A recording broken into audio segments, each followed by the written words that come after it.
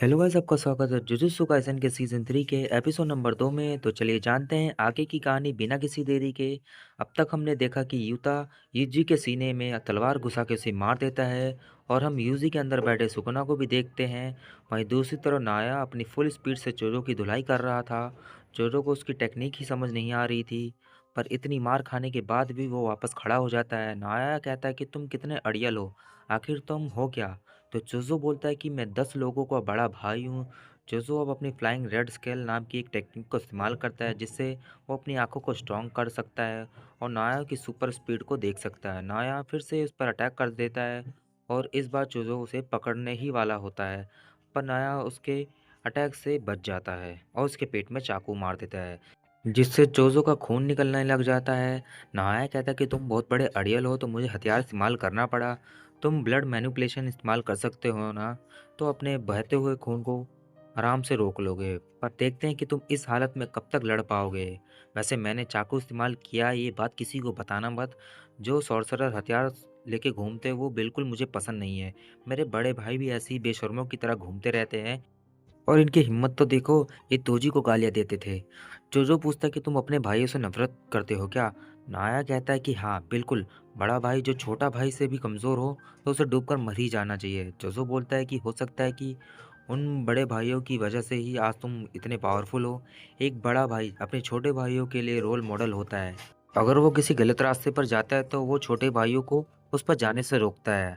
अगर वो किसी सही रास्ते पर जाता है तो छोटे भाइयों को उसे फॉलो करते हैं। हो सकता है तुम इतने स्ट्रांग इसीलिए हो क्योंकि तुम्हारे बड़े भाई कमज़ोर हो। तुम पूछते हो कि मैं इतना अड़ियल क्यों हूँ, क्योंकि मेरा कोई रोल मॉडल नहीं है। नाया की नज़र नीचे जाती है कि जोजो का खून तो सब जगह फैल चुका होता है।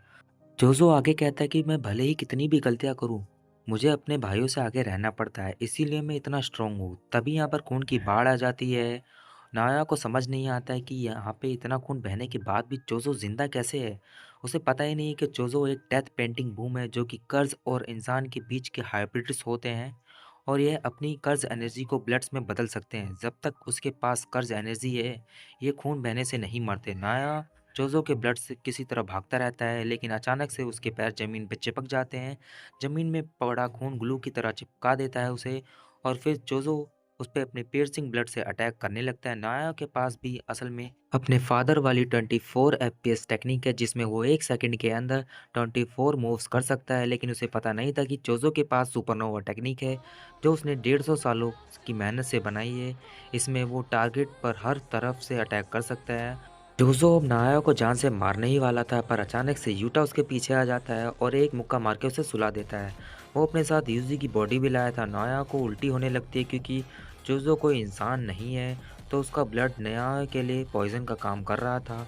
यूटा बोलता है कि मैं तुम्हें ठीक कर सकता हूँ, मेरी रिवर्स कर्स टेक्निक दूसरे लोगों को भी ठीक कर सकती है, लेकिन बदले में तुम्हें खुद हायर अप्स को जाकर बताना होगा कि मैंने यूजी को मार दिया है। इसके बाद हम यूजी का एक विजन देखते हैं। जब वो छोटा बच्चा था, वो अपने फादर जिन को देखता है, तभी वहाँ पे यूजी के ग्रैंडमा वासुके आ जाते हैं, जो जिन से कहते हैं कि तुम अपनी लाइफ में कैसे भी जियो, लेकिन उस औरत से दूर रहो वरना तुम मारे जाओगे। जिन कहता है कि बच्चे के सामने तो ऐसी बात मत करो, बच्चों को बहुत कुछ याद रहता है। वासुकी कहता है कि मैं जानता हूँ तुम्हें एक बच्चा चाहिए था, लेकिन कायोरी की मौत। और तभी यहाँ पर हमें एक औरत दिखाई जाती है जो पूछती है कि क्या हुआ ससुर जी। असल में यूजी की मदर कायोरी होती है और इसके माथे पर भी वैसा ही निशान होता है जैसे कि नकली गेटो के माथे पर। खैर, यह सपना खत्म हो जाता है और यूजी की आंख खुल जाती है और यूटा उसके बगल में बैठा हुआ था। वो बोलता है कि शुक्र है तुम जिंदा हो। वो आगे बताता है कि कुछ महीने पहले की बात है, जब गोजो सेंसे मुझसे मिलने आए थे और कहा था कि मैं तुम्हारा ध्यान रखूं, तो मैंने तुमसे लड़ने का बस नाटक किया था। गोजो ने बोला था कि अगर कल को मुझे कुछ हो गया तो यूटा तुम फर्स्ट और सेकंड ईयर्स का ख्याल रखना, बाकी तो हकारी खुद को संभाल सकता है। यूटा बोलता है कि आप गोजो सेंसे हो, आपको क्या ही होगा। गोजो कहता है कि खासकर यूजी का ख्याल रखना, वो तुम्हारी तरह ही है, उसको भी एक बार मौत की सज़ा मिल चुकी है। इसीलिए यूटा ने यूजी को मारने का नाटक किया। अगर वो मना करता तो किसी और को उसे मारने भेजा जाता। हायर अप्स कोई बुद्धू नहीं है, मैं तुम्हें सच में मारूं इसके लिए मैंने उनके साथ बाउंडिंग भाव ली थी, इसीलिए मुझे तुम्हें सच में मारना पड़ा। यूजी पूछता है कि तो मैं जिंदा कैसे हूँ। यूटा बोलता है कि रिवर्स कर्स टेक्निक की वजह से। उसने यूजी का दिल बंद होते ही तुरंत उसे हील कर दिया था।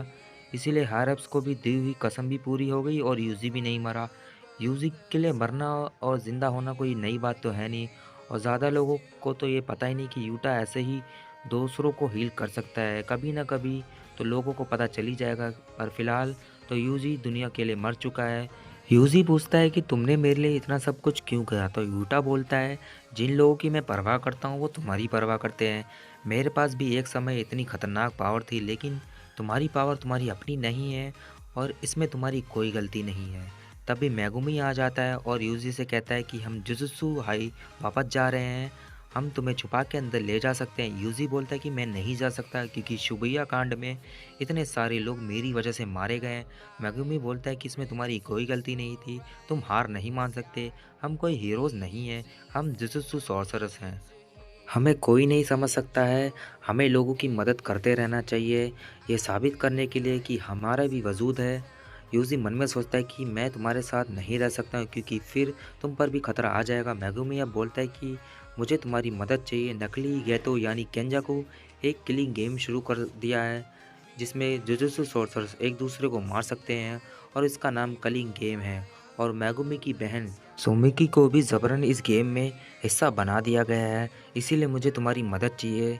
इसके बाद हमें कलिंग गेम के कुछ रूल बताए जाते हैं, जैसे सभी खिलाड़ियों को 19 दिन के अंदर इसमें एंटर करना है। अगर कोई रूल तोड़ता है तो उसकी कर्स टेक्निक को रिमूव कर दिया जाएगा, जिससे खिलाड़ी की मौत हो जाएगी। पार्टिसिपेट करने के लिए इन्हें कॉलोनी में आना है, कोई किसी को भी मारेगा तो उसे पॉइंट्स मिलेंगे। और भी रूल्स है जिस पे हम आगे बात करेंगे।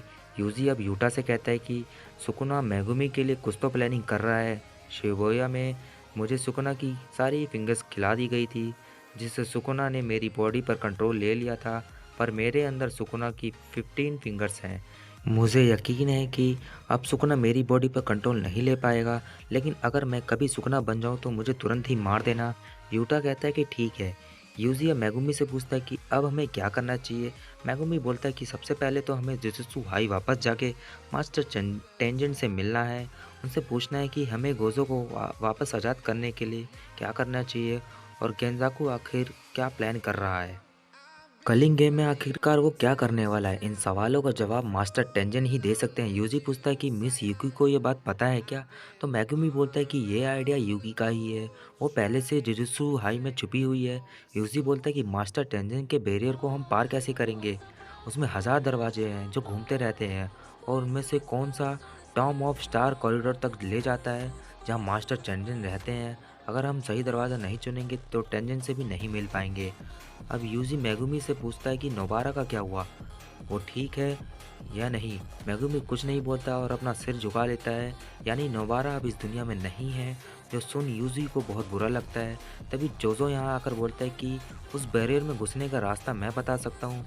माहितो ने एक बार वहाँ पर डेथ पेंटिंग और सुकुना की फिंगर चुराई थी, हम भी वही करेंगे। ये लोग जुजुत्सु हाई आ जाते हैं, जहाँ इन्हें माकी मिलती है, जो कि अब पूरी तरीके से अलग दिख रही थी, क्योंकि शिबुया कांड में जोगो ने उसे जला दिया था। हेवनली रिस्ट्रक्शन की वजह से उसकी बॉडी तो ठीक हो गई, लेकिन निशान रह गए। यूकी भी यही थी। जोजो अब इन्हें बताता है कि स्टार कॉरिडोर के रास्ते में एक तिजोरी है, जिसमें जुजुत्सु भाई अपने कर्स टूल्स और बाकी ऑब्जेक्ट्स को भी रखता है। उस तिजोरी में जोजो के 6 भाइयों की डेथ पेंटिंग रखी हुई है, और अपनी टेक्निक से जोजो उनकी लोकेशन को सेंस कर सकता है। माकी बोलती कि ये सब तो ठीक है, पर ये आदमी है कौन। यूजी बोलता है कि अभी के लिए ये समझ लो कि ये मेरा भाई है। जो सुन जोजो को बहुत ज़्यादा खुशी होती है, और जोजो इन्हें सही दरवाज़ा बताता है, जिससे ये लोग स्टार कॉरिडोर पहुंच जाते हैं। जोजो को यहाँ तिजोरी तक जाने का रास्ता भी दिखाई देता है, और वो बोलता है कि मैं अपने भाइयों को जल्दी यहाँ से आज़ाद करूँगा। इन लोगों को एक जगह पर खून भी दिखाई देता है, और ये वही जगह है जहाँ पर तोजी ने रिको को गोली मारी थी। यूकी बताते कि 12 साल पहले यहाँ पर एक कांड हुआ था, और कह सकते कि ये सारी गड़बड़ी वहीं से शुरू हुई थी। ये सब मेन हॉल में आ जाते हैं, लेकिन वहाँ पे रोशनी के अलावा और कुछ नहीं था। यूकी बताती कि टेंजन की मर्जी होती है तभी वो दूसरों को दिखता है। गोजो सील हो गया है तो उसे लगता है कि टेंजन उनसे मिलना चाहेगा। ये लोग अब वापस मुड़ के जाने लगते हैं, पर तभी टेंजन उन्हें आवाज़ लगाता है कि कैसे हो तुम लोग, जेनिन घराने के बच्चे यानी माकी, मिचिजेन के खून यानी यूटा, डेथ पेंडिंग यानी जोजो, और सुकुना का वेसल यानी यूजी। और ये एपिसोड यहीं पे एंड हो जाता है। तो गाइस टेंजिन सेंपाई के दर्शन हो गए हैं। क्या वो इनको कोई काम की इन्फॉर्मेशन दे पाएंगे या नहीं, जानेंगे अगले एपिसोड में। और वीडियो अच्छी लगी है तो इसको लाइक कर दे, कमेंट कर दे और इसको शेयर भी कर दें। चैनल पर नए आए हैं तो उसको सब्सक्राइब कर दे, बेल आइकन प्रेस कर दे, जिससे हमारे आने वाली हर वीडियो आपके पास सबसे पहले पहुंचे। तो चलिए गाइस मिलते हैं नेक्स्ट वीडियो में। अभी के लिए गुड बाय।